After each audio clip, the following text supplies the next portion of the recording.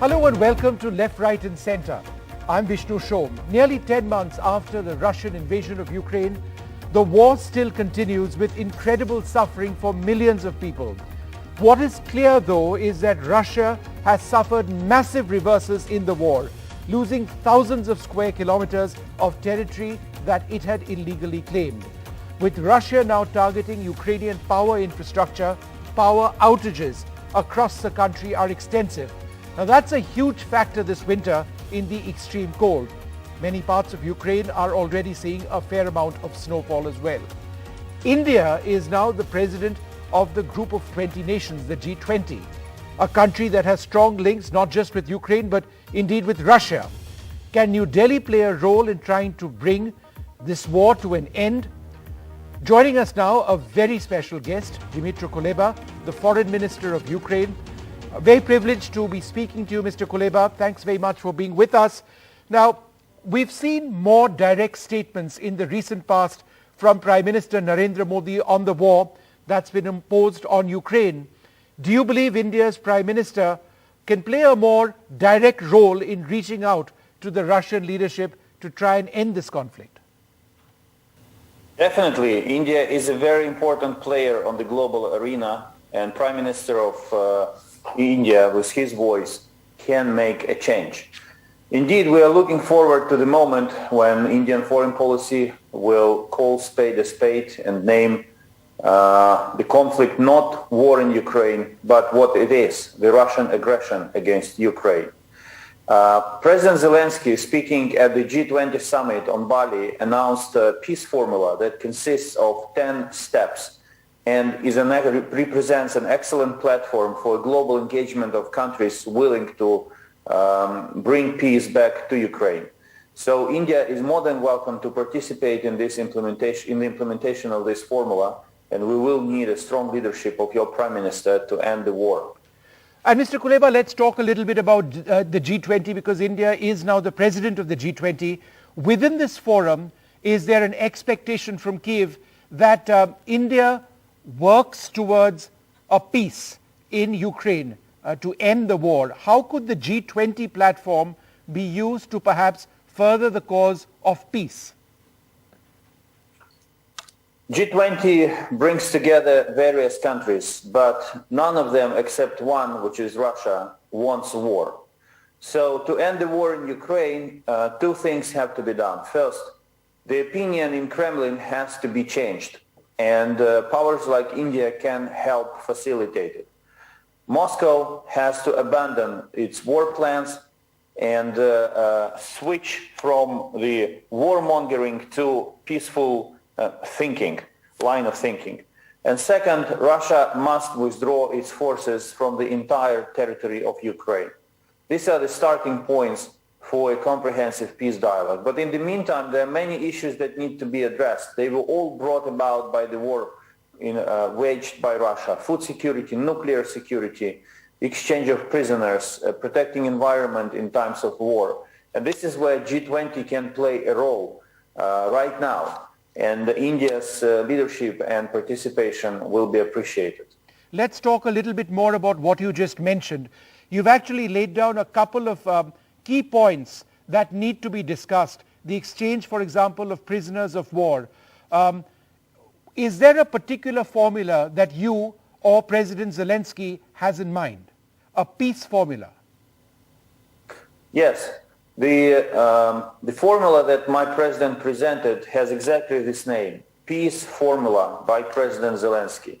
10 very simple steps which countries can work on in order to put this war to an end. And the 10th step in this formula is the signing of the peace accord. Ukraine wants peace more than anyone else. But now, as we are talking with you, I'm sitting in my office and we are anticipating another massive missile strike on Kiev by Russian forces. They will be hitting our critical energy infrastructure. And I'm sure you and your viewers will agree that when a country wants peace, it doesn't attack its neighbor with hundreds of missiles. and trying to knock out and trying to black out the entire country while it is -6 outside and everything is covered with snow. So Russia has to change its approach and has to choose the path of peace in order for others to be able to negotiate with them. Now this seems to be not the case. Mr. Kuleba, Russia has adopted a very hardline position. Do you seriously believe that India and Prime Minister Modi would be able to change that? Well, if you don't try, then definitely nothing can change. If Ukraine had given up in the first days of the war, you and I wouldn't be talking today. So it's definitely worth trying. And we've seen some encouraging messages coming from your Prime Minister. And when he said that this is definitely not the time for war, we hope that more active, even if it's quiet behind the scenes, but active diplomacy will take place in the coming weeks. So it's worth trying anyway to end the war. But we have to keep in mind that the starting 2 points are the ones that I mentioned. Putin has to change his mind, and second, he has to accept the fact that Russian army must withdraw from Ukraine. And sir, now one of the issues which has been raised by several countries, not least of all Ukraine, is that India imports oil from Russia. But India, in fact, even today, Foreign Minister Jaishankar has said that what India imports is a fraction of what European nations import. Does Ukraine accept this? For example, what Mr. Jaishankar has said, that the European Union from February to November has imported more fossil fuel from Russia than the next 10 countries combined, and that even coal imports from Russia to the EU is 50% more than what India has imported. How do you look at this Indian concern? Well, we are equally critical of any country in the world, be it in Europe, in Asia, or anywhere else, that is buying Russian oil in large quantities, because the money made on this trade are used by Russia to finance the war and the killing of Ukrainians. We recently welcomed the introduction of the price cap scheme for Russian oil. The threshold, the price cap itself is far too high, as we believe, but in principle it's a step in the right direction. But when we are talking about oil, let's keep it very simple and answer a couple of questions which will make this picture clear. Why did India increase significantly the purchase of Russian oil?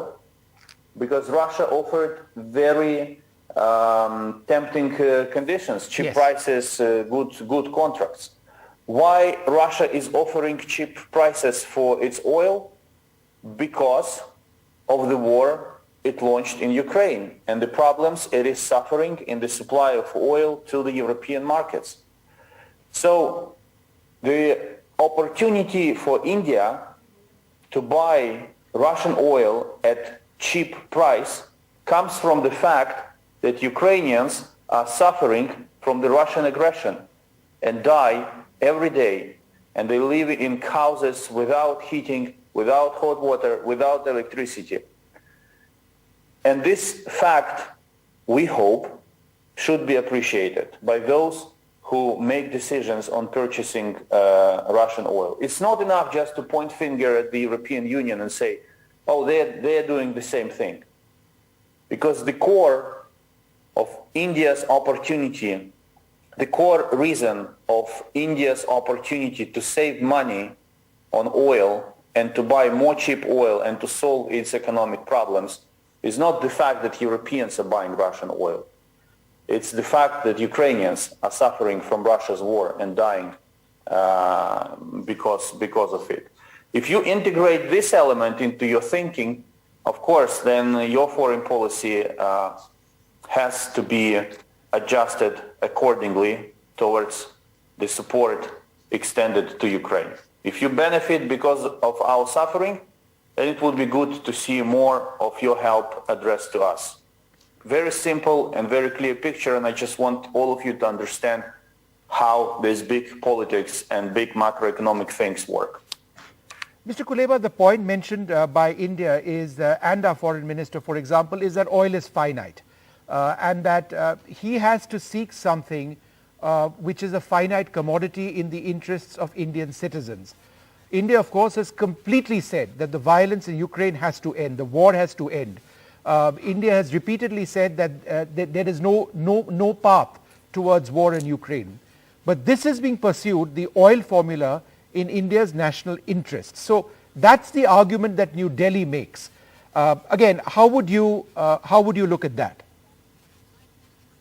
In exactly the same way as I looked at it 10 seconds ago. We understand that Indian government acts in the best interests of the people of India. There is nothing wrong about that. But while doing so, we expect the Indian government to remember and to keep in mind that it has the opportunity to provide Indian population with cheaper commodities because people in Ukraine are dying. Right. And therefore, it should balance its acts, its policy and trade policy with Russia, with respective active policy on the Ukrainian track. Now, and it's completely wrong, once again, completely wrong to explain the purchase of oil from Russia by an argument that Europeans are doing the same.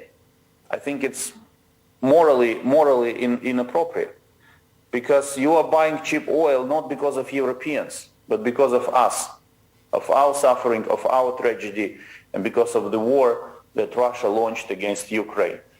I think that there should be a very honest and straight conversation about that.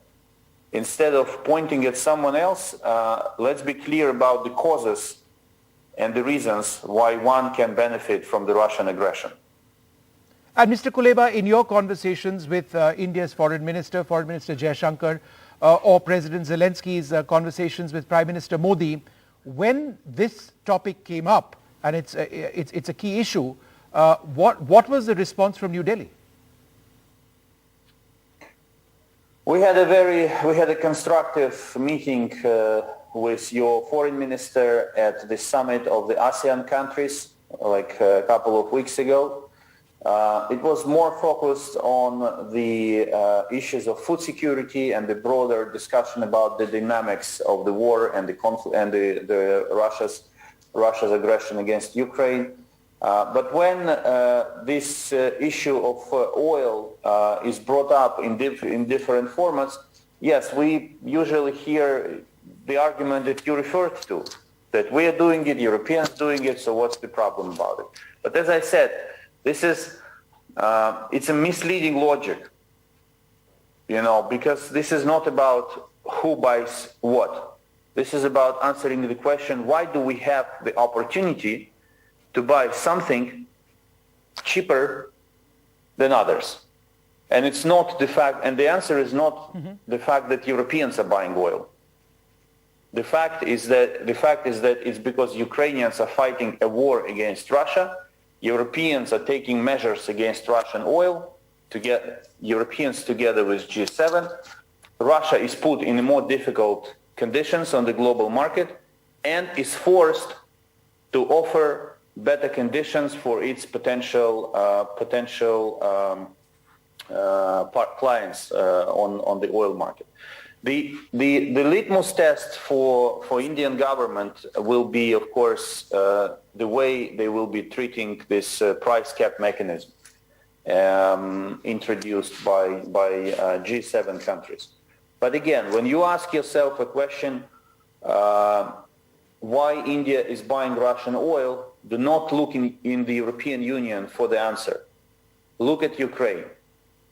And if you buy cheap Russian oil, do more to help Ukraine today and also to end the war tomorrow. It's very simple. Mr. Kuleba, you were talking about impending missile strikes once again on Kyiv. Now, Russia continues to target power plants, including those outside Kiev, and infrastructure across your country. What are the implications of this for the people of Ukraine from a short-term and a long-term perspective, and also in terms of revival of the Ukrainian economy? Well, I can share with you my own experience 2 weeks ago when the latest massive missile attack on Ukraine's energy infrastructure occurred. First, you have to understand that all of these attacks, they target only civilian energy infrastructure. So it's a deliberate attempt to create unbearable conditions for civilian population to survive during the winter. And as I said, it's -5 in Kyiv. It's very cold, windy, a lot of snow. And 2 weeks ago, when entire Ukraine was blacked out, I came to my house, to my home where I live in an apartment, and there was no light, there was no water supply, there was no heating.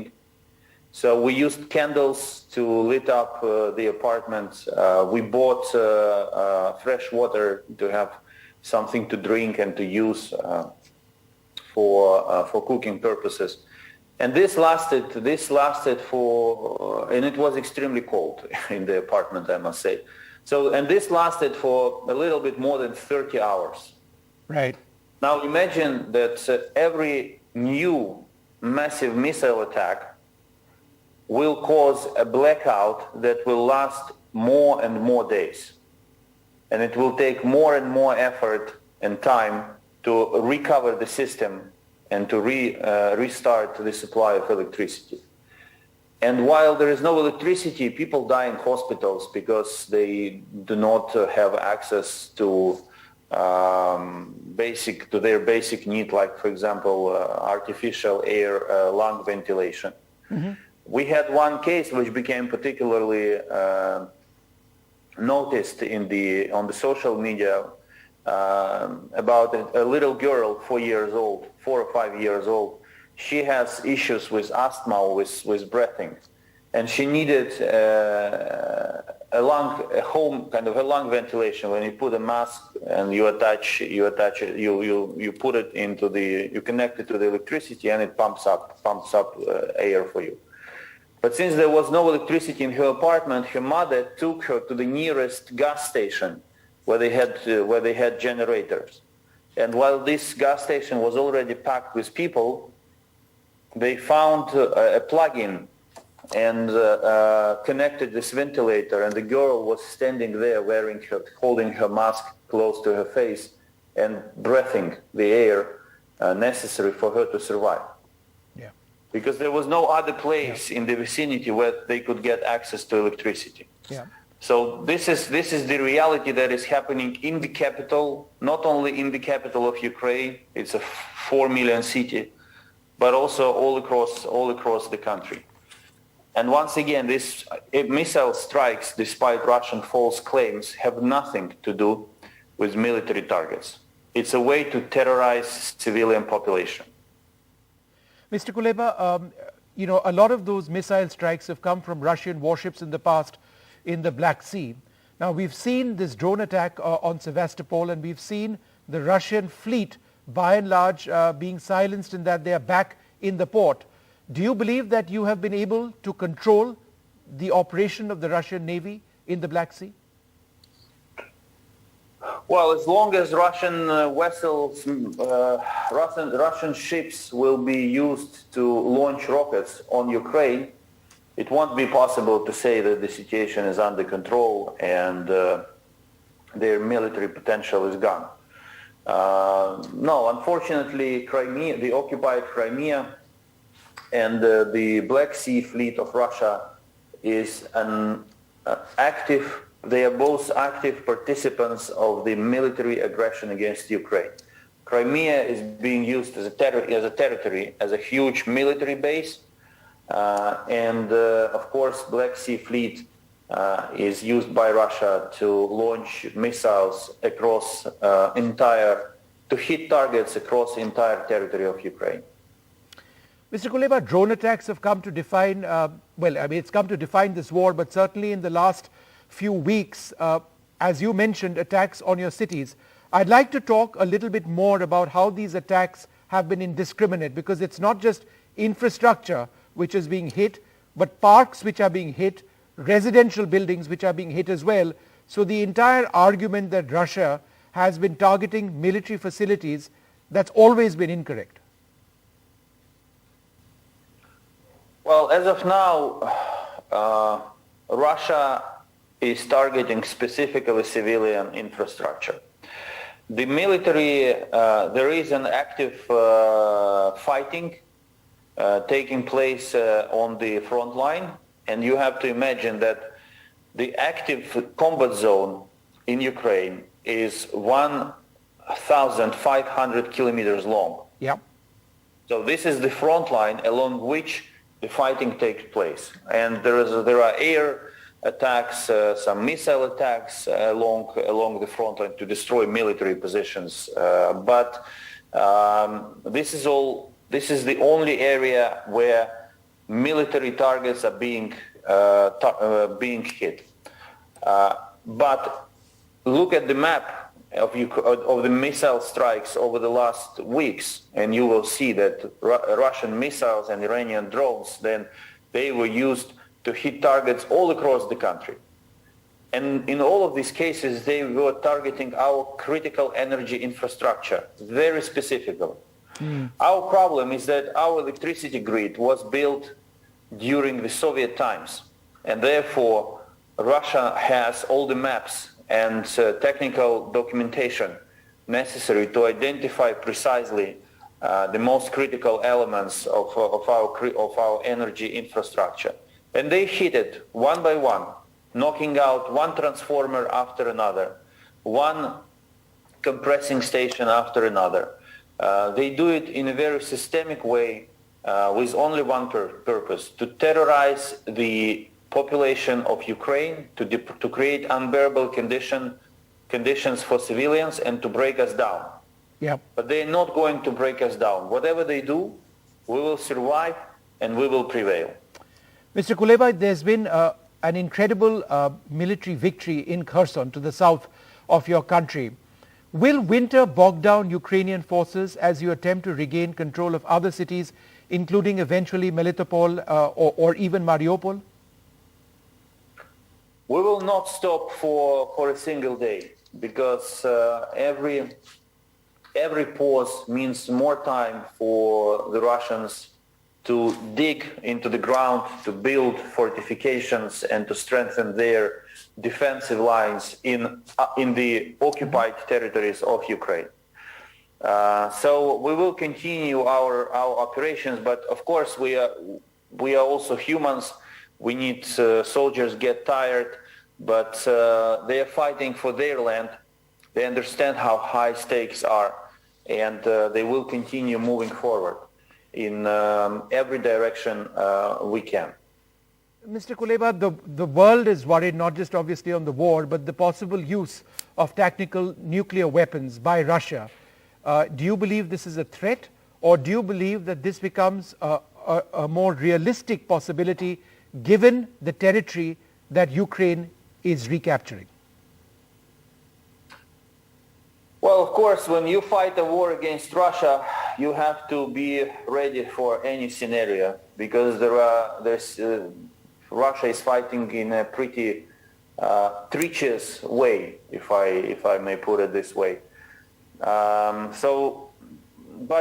But recently we've heard some important statements coming from China and other places on the inadmissibility of the use of nuclear weapons.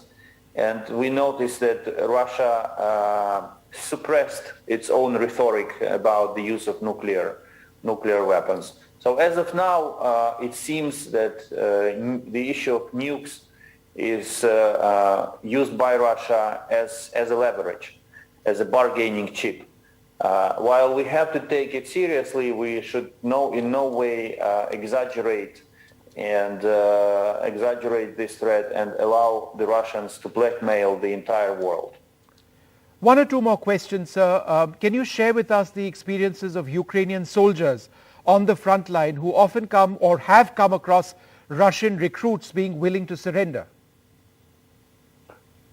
Well, there are Russian recruits who are willing to surrender, but there are also Russian mercenaries from the Wagner Group, who are, it's a private military company, who are mostly recruited in Russian prisons.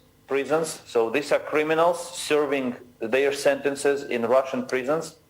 And recruiters from Wagner Group come to prisons, and since they work under cover of the Russian state, they say, if you agree to fight in Ukraine as a storm trooper, as Yes. in the first line, and you survive the 6 months of war, you will receive amnesty.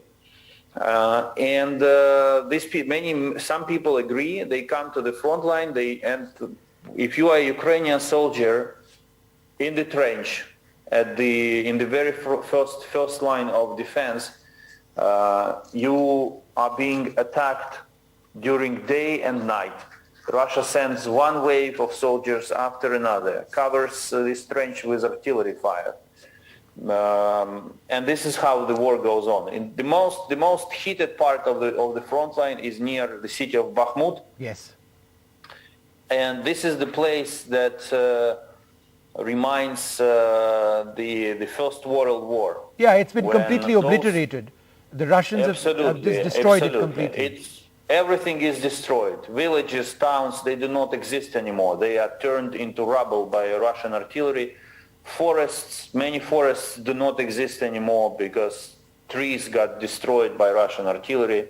Your message to Indian students who've had to leave your country because of the war, to them and their families, because they are ultimately some of your best friends. They've come to your country. They've come to your country to study. They've had the love and support of their teachers and their Ukrainian friends. What is your message to these young men and women and their families? Come back when Ukraine wins. All right. You were always an integral part of our society, and together with you, we want to celebrate Diwali together in the city of Kharkiv, in the eastern Ukraine, where Diwali became part of the local tradition. So come back when we win, and in the meantime, pray for Ukraine and support Ukraine by all means available to you. All right. Well, Mr. Kuleba, thank you very much for speaking to us, and do stay safe, in the crisis that you face, and hopefully sooner than later there will be peace in your country. Thank you very much for speaking to us once again. Thank you. All the best to you. Stay safe.